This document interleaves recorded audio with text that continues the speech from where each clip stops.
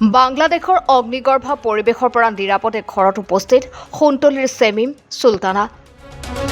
শ্বেখ ছাদি আহমেদৰ আৰু মমতাজ বেগমৰ কন্যা চেমিম চুলতানা বাংলাদেশৰ ৰংপুৰ কমিউনিটি মেডিকেল কলেজৰ তৃতীয় ষান্মাসিকৰ ছাত্ৰী।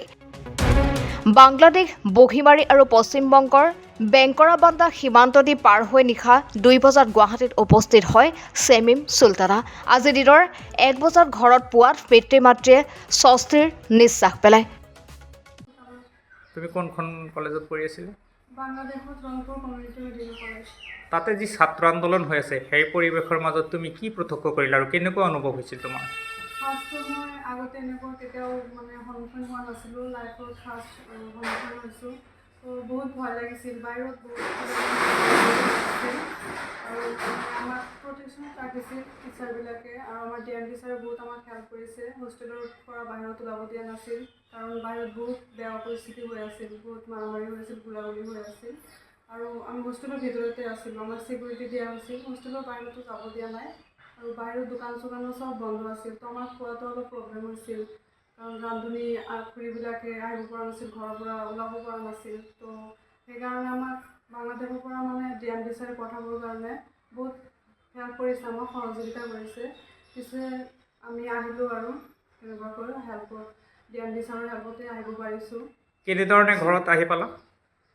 ফাৰ্ষ্টটো আমাক ছিকিউৰিটি দি কেনে বৰ্ডাৰত থৈ গৈছে, পুলিচ ফৰ্চৰ সহায়ত বৰ্ডাৰলৈকে লৈ আহিছে আৰু ৰাতি আমাক 2টাত ওলাইছে হোষ্টেলৰ পৰা, বাছত লৈ আহিছে।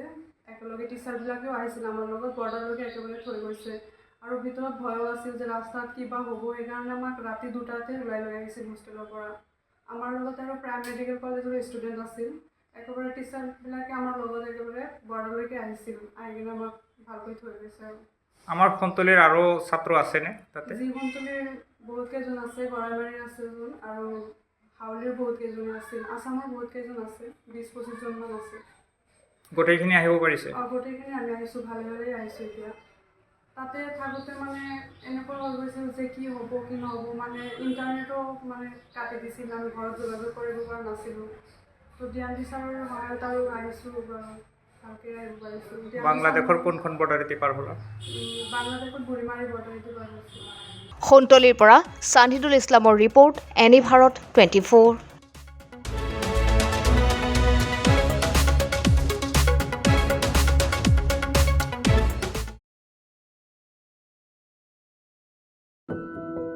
এনি ভাৰত 24ৰ প্ৰথম প্ৰয়াস, জুবিন গাৰ্গৰ গীতৰ প্ৰতিযোগিতা।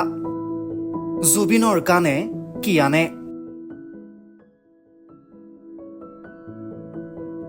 অডিশ্যনৰ বাবে যোগাযোগ কৰক 8638661821 আৰু 8812831556 নম্বৰত। এনি ভাৰত 24 উদ্যোগত এটা নতুন সংগীতৰ প্ৰতিযোগিতা আয়োজন কৰা হৈছে, য'ত মোৰ গানৰ প্ৰতিযোগিতা হ'ব। আপোনালোকে তাত প্ৰতিযোগী হিচাপে আহিবলৈ পাৰিব আৰু মোৰ ফালৰ পৰা আন্তৰিক শুভকামনা জনাইছোঁ। আৰু অনুষ্ঠানটোৰ নাম হৈছে গানে কি আনে। সকলোকে মৰম জনাইছোঁ, সকলোৱে আহক, ইয়াত অংশগ্ৰহণ কৰক। Thank you very much, love U.